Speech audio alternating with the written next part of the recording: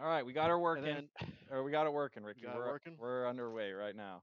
All right, we Oh, have. I always have trouble getting this started, but once it's started, we just roll into it. So we're all right, back perfect. again. We're rolling. We're back again, Ricky. We're back. What the heck's We going are on? I've been here. You've been here. You're back. I'm You're back. back. And we'll get to that later. All right. But you are Well, back. I guess we'll just go right into it with the week 5 and week 6 Yep. matchups. Um, something There here weren't too many. weren't too many. A little 4 plays for LSU and a loss to Arkansas. Not really sure what's up with that. I know Ian said something about that in the chat, and Duke never said anything. But looks like Arkansas was the better team there. NC State won. This was the one I think everyone's you know Yeah, we might as well get right into it, want right? to talk about. Um, Um, wow, I mean 17-7 at the half, and it looks like Iowa's about to run away with this game. Has the ball right at the in the red zone there, and he throws that devastating pick six, and then he does it again. And I mean, wow. I mean, what a game for Lane. That was his first Big Ten matchup. He gets to prove who he is. He never quit. Showed his resiliency. So props to Ohio State. How about it, Ricky? yeah, I mean, I unfortunately missed this game live, but I did go back and watch Lane's VOD. So he was down 24-21 with the 2 minute warning. Iowa was driving. It was third down. He picks him off for a pick six, and then he's now up 28-24. But that's okay because Bate comes right back. He gets it down to the 5 yard line with under a minute to go. We're about to take first and goal. Did some play action pass, and he got picked for another pick six again. And unfortunately, that looks like it's all she wrote for Iowa and Bacon the dynasty, man. Right. Yeah, Um, we'll get into that. But but I could see why he was frustrated with that game. But man, that sucks because he was one of my favorite guys in this whole yeah, dynasty. Definitely my favorite matchup that I always had each year. He and I always had some classics. So hopefully he's back for the next game. But yeah, props to Lane. yeah. We're not gonna try to focus too much on what's going out. We have a new player in the Big Ten, as shown with this game with Lane, and we've been talking him up all year. So glad he finally showed his skills here. Yeah, he proved who he is. Showing his true colors. He never quits. Plays good defense. He's kind of in that boat where his offense isn't as great, so he has to rely on his playmakers on defense, and that's exactly what he did, especially against the defensive user. As in Iowa, they kind of play the same, and um, short passing game and good defense, and Lane's defense reigned supreme late in the Yeah, game. like what we've seen from Lane is exactly what Bake is. Right, Like Bake may have been the best user linebacker in the whole dynasty, but I think with Lane coming on, I don't think anyone has more interceptions this year. I don't have the stats, but right. I guarantee you he has more user picks than anyone else thus far through 6, 7 weeks, whatever it is. All right, so we'll keep So, moving along. We started with all of them, but I just jumped into the Big 12, and then we'll just go down. But here's yep, a uh, controversial game. the controversy because a of what happened after the game. Yep. Um, Um, BK sure has yeah. some energy. I'll say that. Yep. Um, Yep. Here's one again. I didn't watch live too much. I caught like early when it was like 13-6 or 13-7 West Virginia. Um, but after watching the VOD, you know, for other reasons, seeing yeah, how BK raged and all, is always wanted to see that. Um, Texas just did what he wanted to offensively, just a big rack, and a lot BK of can never rack. match it. Yep. That's Yep. yeah. BK can never match it. But I mean that's to be expected, right? Like We know Texas what is the Texas is. Yeah, we know what Texas is. He has his back up against the wall somewhat as well. We know what he's like in those situations. I think I went with the upset we with both for did. West Virginia, and Yeah, and it obviously didn't pan out. But there's the difference right there. Is BK went back to his old ways, throwing a lot of through interceptions, 4 picks. Yep. and you cannot do that against a user like Matt Glenn. Right. Um, Yeah. I think the recipe for an upset was there, But if you set yourself behind the eight ball right like that, throwing four interceptions, you have no chance against a guy that caliber. Yeah. And BK's like thing right now is I'm not sure he adjusts well in the mid. Like he comes out slinging in the first quarter, no matter who he's up against. He came up 28-7 up against Miami. Even a lot going back to last year's game with Arizona, he took control of that game real quick. But in terms of in-game adjustments, when the other user adjusts, I'm not sure he has an Yeah. answer to that. I just think he stays way too aggressive in moments when, like you said, against Miami, he was winning 28-7. There's no reason why he should be aggressive and trying to push the ball, or, he should be trying to drain that clock, put more pressure on Miami to come back quicker, and then use his defense, which is proven to be a lot better than his offense. Right. He tends just to make those mistakes for no reason, and then they always come back to cost him in the end. But, you know, Yeah, I mean, there's definitely a lot of skill. Like, there's always a lot of games inside the game. yeah, Um, and the ability to play with a lead, like, there's a skill to that. There's also a skill to being able to come back from, right. 7, 10, 14 points down. And I'm not sure he actually has either one right now. So just needs some more experience in these games and hopefully doesn't rage when they don't go his way going Yeah, forward. definitely needs to calm down a little bit. I mean, we definitely love the BK West Virginia support, but there are times where it's like, all right, man, like let's just take it down a little bit. Well, he got the whole app against him, so like Yeah, he definitely I don't did. think the app's ever been that unified in the entire 6 months we've been doing this. Hey, just one little thing. 2 weeks in a row, Georgia has to force a loss. So that's definitely, you know, something to keep an eye on.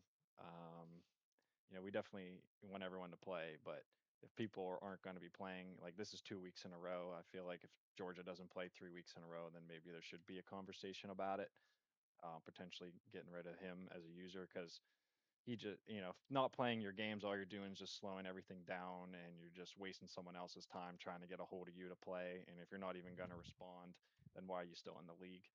That's kind of my 2 cents on that.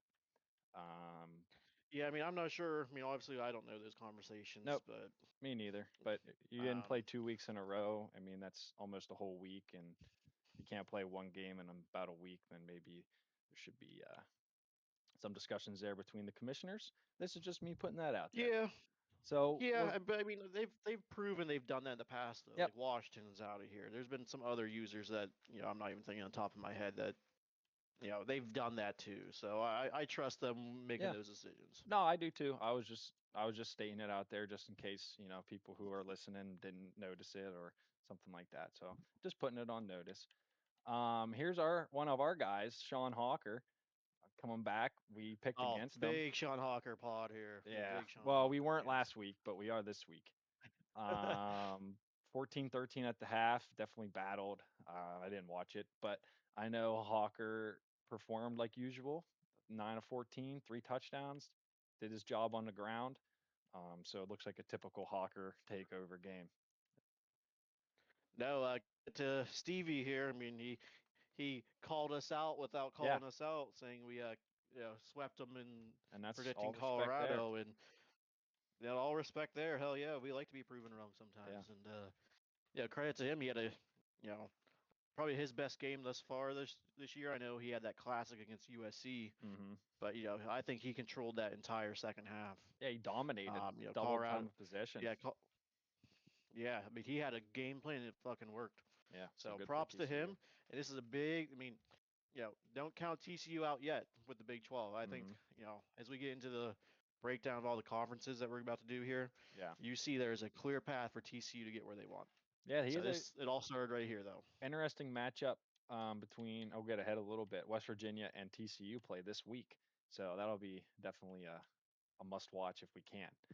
So we'll go to the Big Ten here. We'll go to well, it looks like there's only one other than the Lane Bake game that we already talked about, but Penn State, the new user Boyd, looks like he's starting to make a name for himself.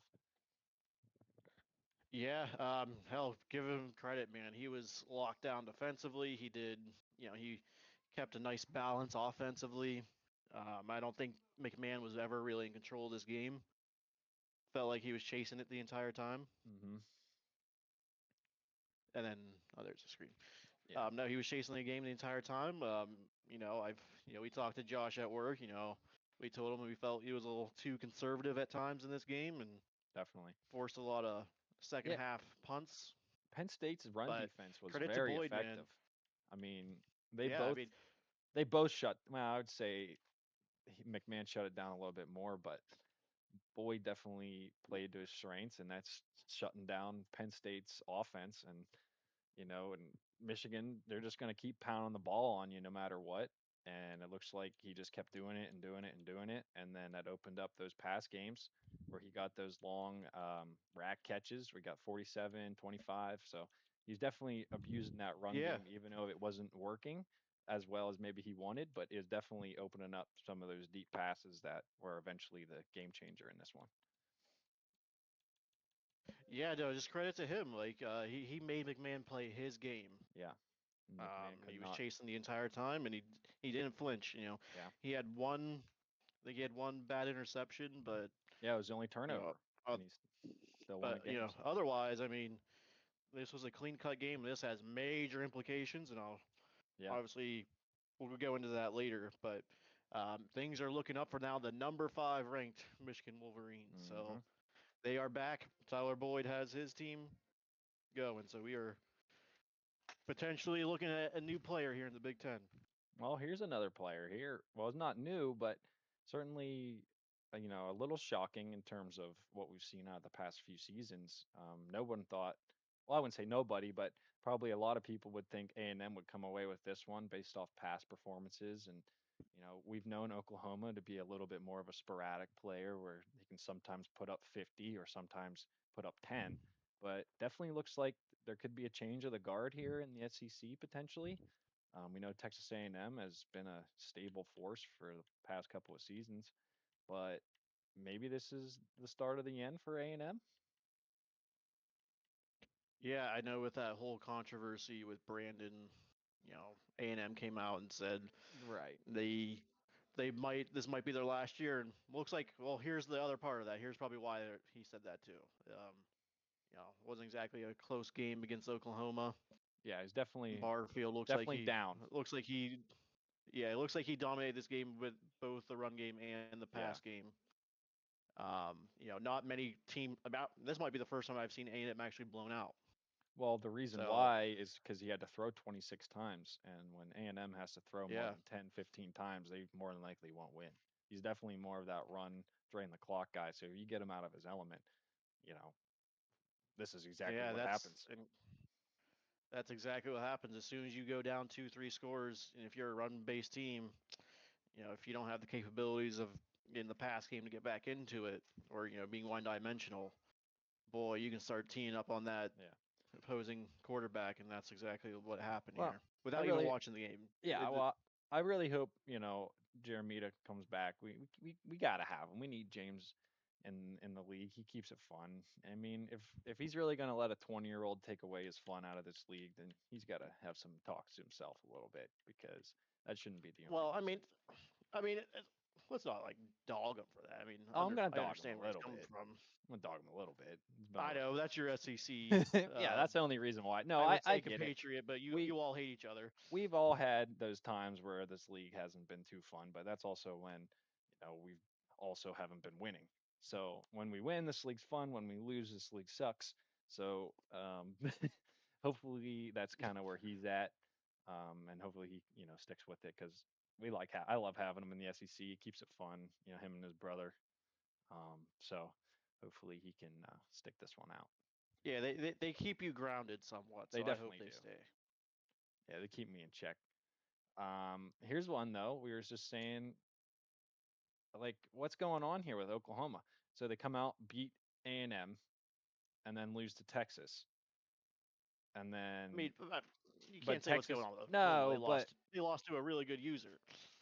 it's like I'm trying to get a read on this Oklahoma team, and it looks like defense might be he might struggle a little bit defensively, but also he went up against Matt Glenn, which we all know how he plays. Looks like Yeah, he but I had mean three turnovers, he which also put cost up them 38. right with three turnovers. So yeah, you're right. Maybe a little biased there. Definitely, Matt Glenn dominated time possession, probably because of the three interceptions thrown. You take those out of the game, and maybe one or two out. Yeah, I'm This is a also completely new game. yeah, I was also looking at the third down and fourth down. It looks like neither defense could get off the field on the money down. So um, Yeah, only two definitely incomplete both passes guys that can. hit the ground for Oklahoma. So That's that's insane. So very very efficient offensively. And you know if that loss to Georgia didn't happen, and I think that was a legit game. I'm not even sure that was a sim. It may have been.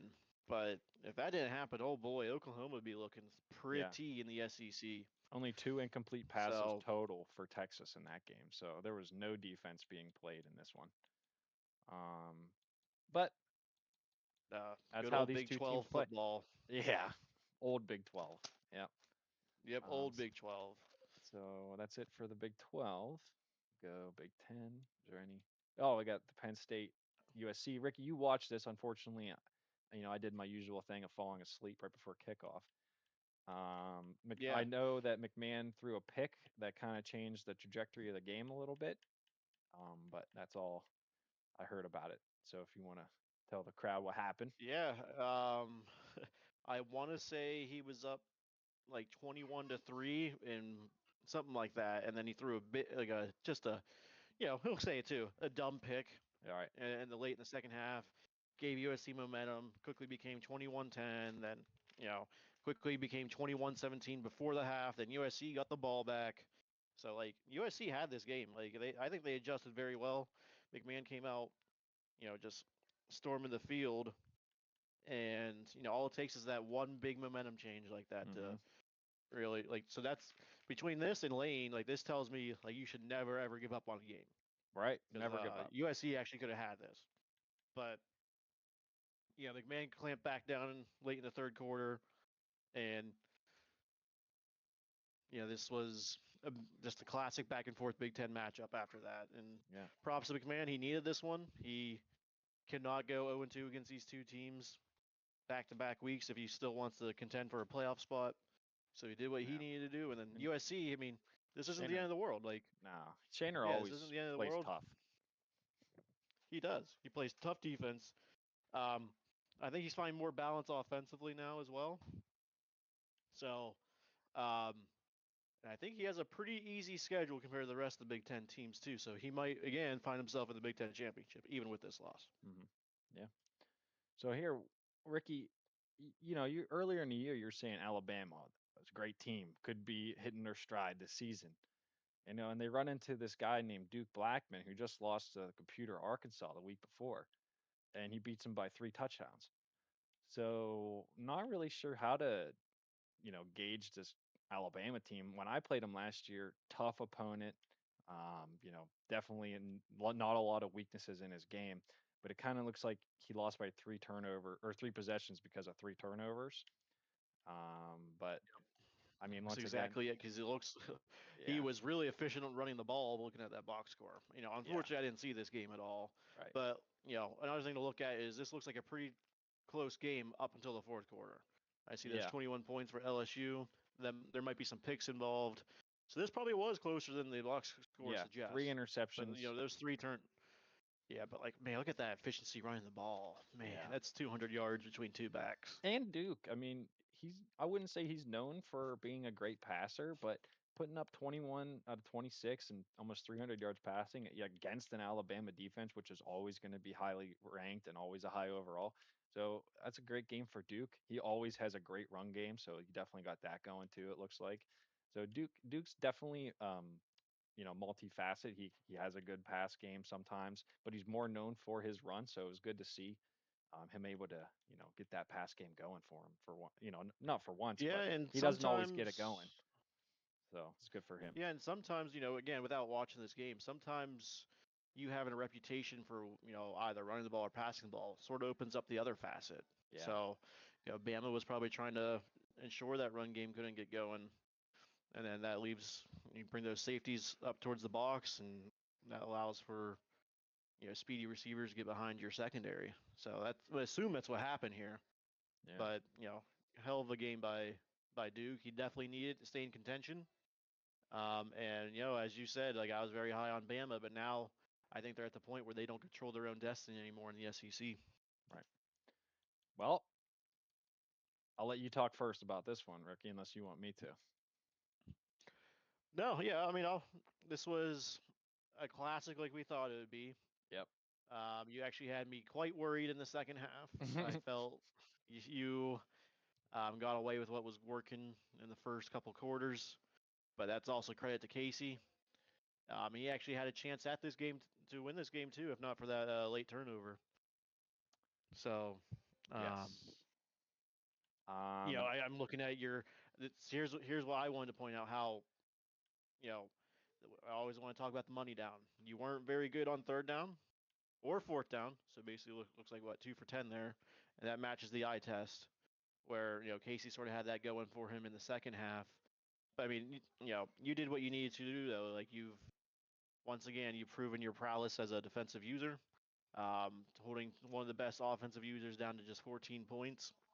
So credit to you there. You did just enough to win, and I think if anyone wants to beat you this year, they need to score at least 3 touchdowns, which seems like a tall task. I play these games and I feel like I'm gonna have a heart attack every single game because always something happens where like I just want to win a game where I can just win and like not have to like almost die every time. Casey had me in the second half. He was moving the ball with ease. He started to figure out that I was running a defense that you could run more easily against. But he was against the clock, so he's trying to run it a little bit, throw it a little bit, and he made that one. He made two interceptions, one really early in the game, and then that one late, which allowed me to chew the clock and kick a field goal, even though I can't kick field goals. But luckily, I did make that one at the end, which I totally thought I was missing.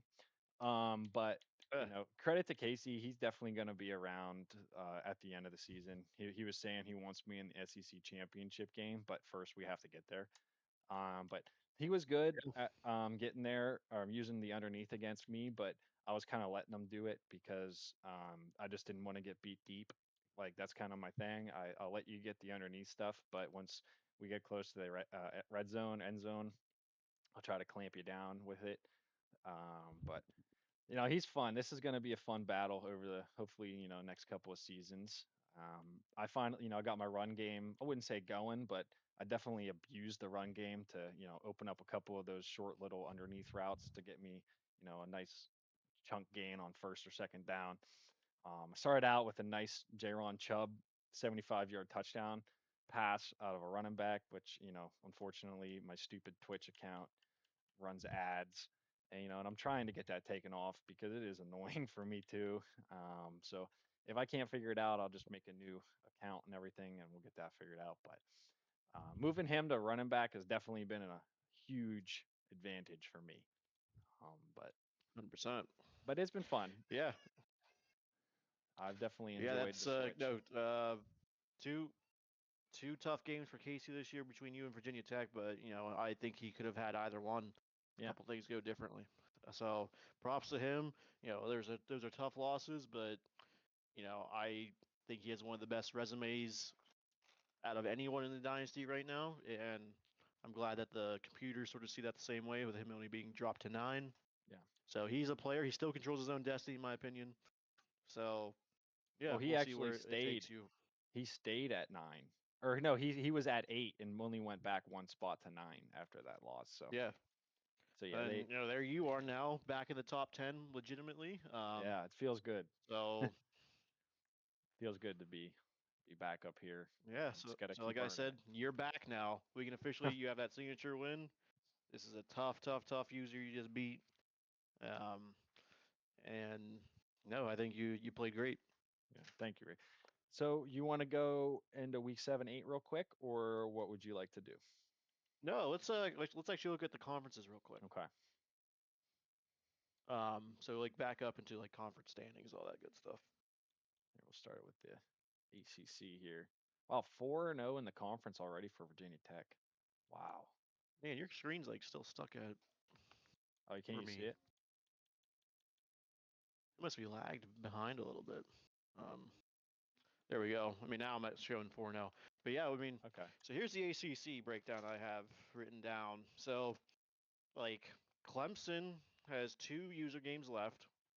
So FSU at Miami, but they're currently 2-0. in conference play. Florida State, based the same two opponents, Clemson, Miami, 2-0 in the conference. Miami, they're staring at 1-1 right now in the conference because they've played Virginia Tech week one, Hmm. but they still have Clemson, FSU, and Pitt to go. Now here's the one, NC State right there. You know, Clemson, FSU, Miami, Virginia Tech. They all control their own destiny in some way or the other.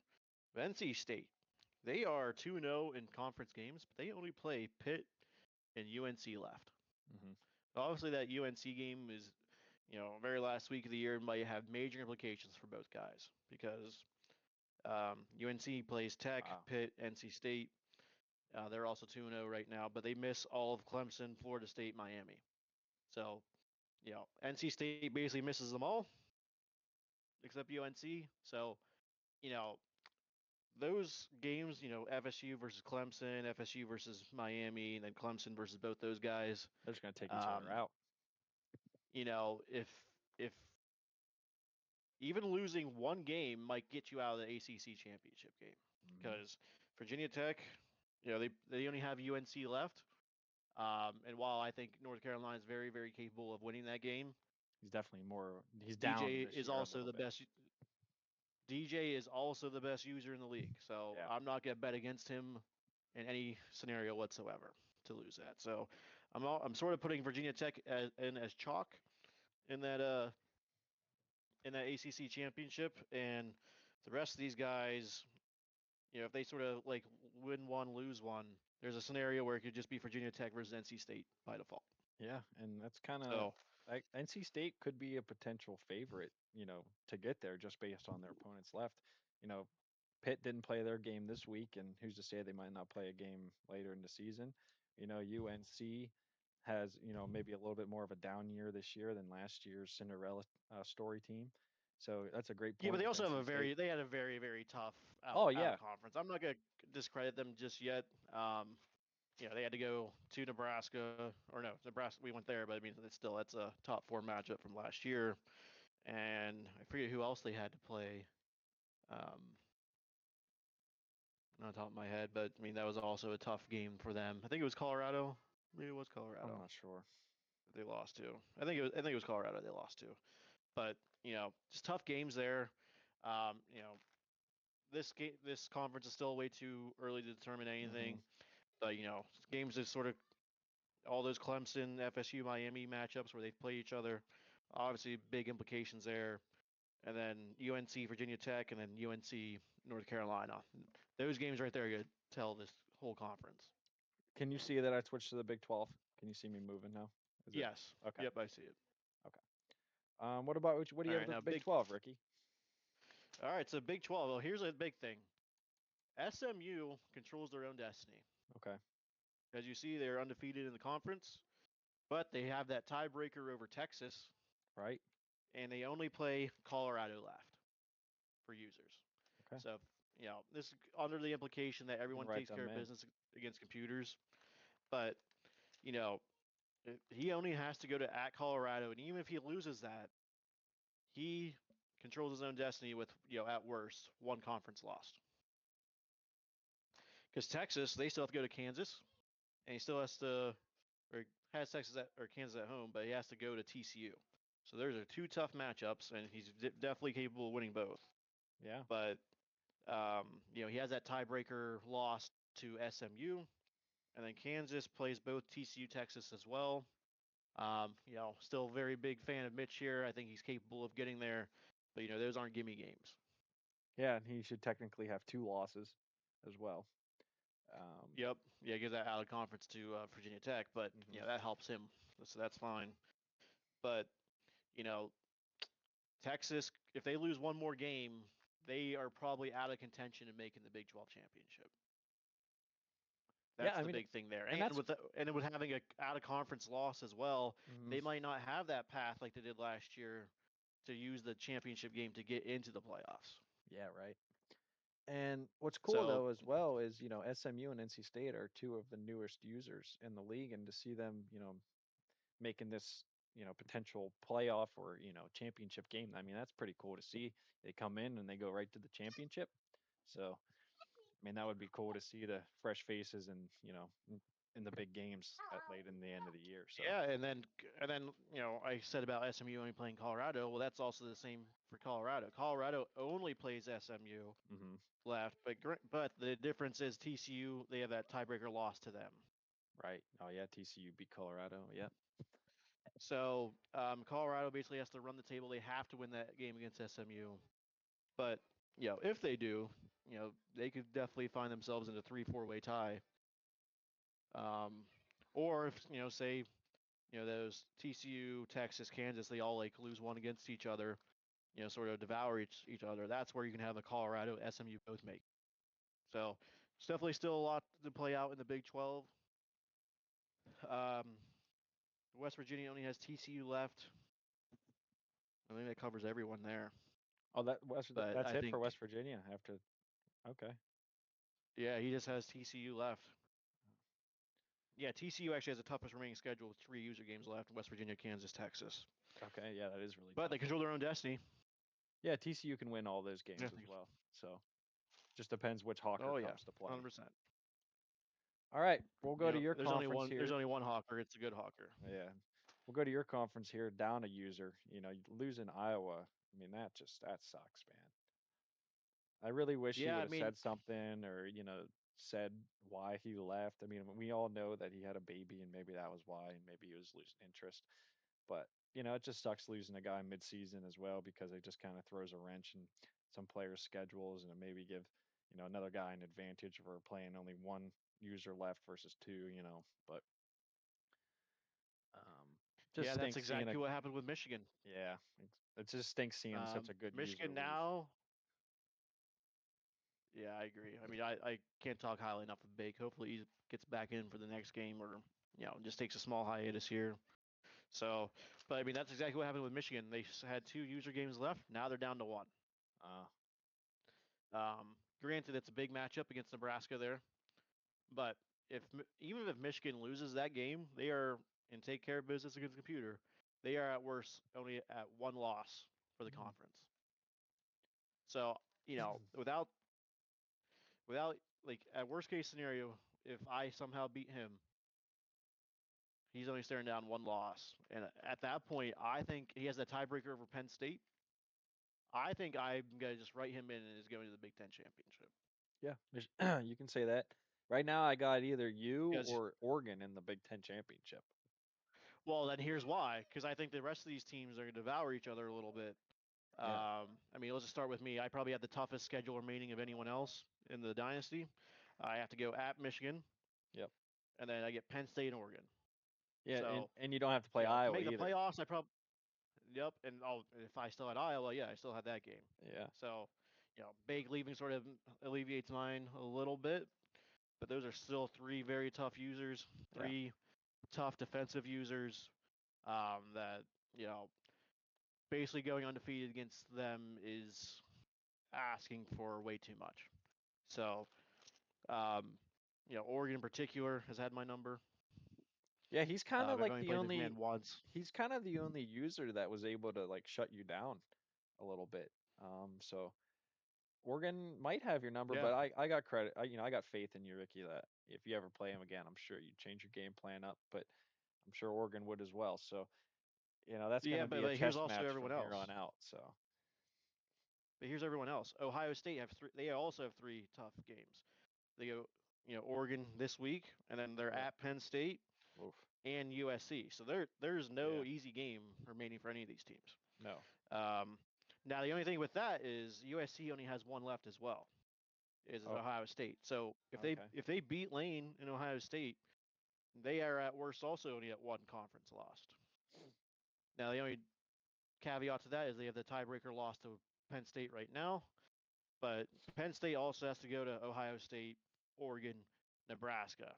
Are they Actually, are they I'm all gonna on the say road? McMahon actually has the tough. He has Ohio State at home. The Oregon is away. Nebraska's away. So that's Okay. actually probably the toughest one left. Yeah, I would say definitely. And he definitely has, I'd So say, the most to prove outside of Lane as well in the Big Ten. I would say. yeah, and again, like projecting to be undefeated in those 3 games is a lot to ask for. Right. So USC, that tiebreaker loss to Penn State might not even matter. Hmm, So, that's a great but point. the command's a former champion, so he's Yep. capable of it. It's just, you know, He needs to get it's a back to those tall championship task. ways. Yep, it's a tall Yep. task. And then Oregon has at Ohio State, Penn State, at Nebraska. So I mean, the Big Ten's just loaded here to end the year. It's always loaded. Each team controls their own destiny, but man, that's why I'm saying it looks really, really, really good for Michigan right now. They have the one tough game against me, but you can say the same about me to him. That's as tough a game for Right. him as it is for me. So all of these are just 50-50 matchups. It's going to be interesting to see how many Big Ten teams can actually Yeah. make the postseason. Because there's a chance where we can all devour each other essentially. And there is no easy game in the Big Ten. No, I preach that every year. I'm sure everyone's every sick of hearing it, every game is but a playoff but game, boy, seriously, in the Big exactly. Ten. But it's good because those pressure cooker moments sort of help you for Right. the playoffs. I They think that's what definitely helped do. me on my little run last year. So yeah, that's the Big Ten. I think edge to Michigan in terms of scheduling right thus Yeah. far, but everything else, who knows? Okay, Ricky, what you got for me in the SEC? All right, SEC. So I'll just start with you. All right. You have the most usual games left of anyone in the Yes. dynasty. You have four left. You have at A&M, Mizzou, at Oklahoma, at LSU. So A&M's gotten your number recently. Yep. I know last year they did. So I mean, also going on the road, that's a tall task for, College Station's let's just always say, fun. a passing game that still has still struggled even at home. So as soon as you start missing out on your icons and passing concepts, I mean, you better memorize your playbook. Oh yeah, trying. You're gonna need it. But you know, I think all. I mean, the eye test tells me thus far that you are the most. At least you have a consistent identity. A lot of these teams in the SEC, I mean, they're great one week, not so great the other. So, and then you have that tiebreaker of the other consistent team I see in Tennessee. Tennessee goes to A&M at home, Missouri at home, Oklahoma at home. We So kind of play the same. We play the same people, pretty yeah. much. Oh, I think you all play each other Yeah. some form or fashion. The And then SEC A&M has always a really plays. tough schedule at Tennessee, you at home, and at Bama. So those are, you know, if we were to honestly have to rank SEC teams right now, those are the three toughest opponents that A&M could possibly get. So Hmm. Tennessee, Ole Miss, Bama. So that's a very tall task, especially for a team that doesn't control its own destiny right now, already having conference loss to Oklahoma. So, you know, these next 2 or 3 weeks are going to be very telling for the SEC. Bama, they have Georgia at home, at Florida, A&M. So honestly, that's a lot lighter in terms of Yeah. eye test and everything that I've just ran through of Ole Miss, Tennessee, and A&M. But the problem with the SEC is there's so many users, so any user game is going to be just difficult. So Right. right now I'd say you control your own destiny, Ole Miss. But then again, LSU, they have a tiebreaker against Bama, and they play Florida, Georgia, and then you. So if they upset you, they could also, And he essentially. last time we played, he beat me by like 40 points. So Yeah. So if he brings his A game, LSU might be in the driver's seat to make I the SEC championship. I think that was a fluke, but he did it. So that's out there. Well, No. speaking of other teams that have beaten you in the past, I mean, Oklahoma goes at Tennessee, Oh tough, yeah, brutal game. Ole Miss again, that's gonna be a tough game, but he has beaten you before, because I missed a and then kick. at Missouri. And Missouri's another team that's been on the rise. He has a user win against Florida this year. He goes, And we he says predicted he has a tough Florida, remaining schedule. I believe, in that one. Or no, we Say no, that again. I took Missouri in that game. You You took did, Florida. but problem for the Tigers there is, they're at Tennessee, at Ole Miss, Oklahoma at home. So there is Yeah. no easy game left for him, unfortunately. Right. But boy, am I gonna root for him to do some damage. I know you always cheer for him. That's fair. Hey, You always got to cheer. he's a good dude. And he trash talks you. What more can I ask Yeah. for? No, it's fine. So I I mean, appreciate the and trash talk, I think the only other two teams I haven't mentioned is Florida and Georgia. They and sort of they're eliminated. they play each other, but they also have a big hill to climb. Well, At LSU, Georgia's Georgia, Hill is just playing Bama. the game, but Shots fired. but um, Yeah, so yeah, Florida is unfortunately also 0-2 in the conference right now. And there's a good chance that the two representatives might not even get to two conference losses already. So I think there's going to be some devouring in this conference again as well. But I think there's a couple teams in there that are in the driver's seat, yeah, and you have um, that big tiebreaker over Tennessee's yeah. pay big dividends That was eventually. definitely one of the biggest, like, bigger games that I played. Like, I definitely needed that. I couldn't handle another close game loss that I blew or just let one slip away. So just for my mental sake, I needed that one. So thank you, Casey. Yeah, and then so we'll go over Notre Dame as well, the only team without a conference. Well, yeah, they don't count. Currently 4-2. But I mean, do you think a three-loss Notre Dame team gets into the playoffs? No. That's the question. Yeah, Well, definitely they not. all play USC at home. They play Virginia Tech at home. So there's definitely a path for them to get that third loss. No, yeah. So we'll I just mean, have to yeah, see. Notre Dame definitely didn't do themselves favors losing those two early in the season. So, um, Yeah, I mean, losing they to Penn State, you yeah, can accept that, but losing that computer game, un man, that's unacceptable.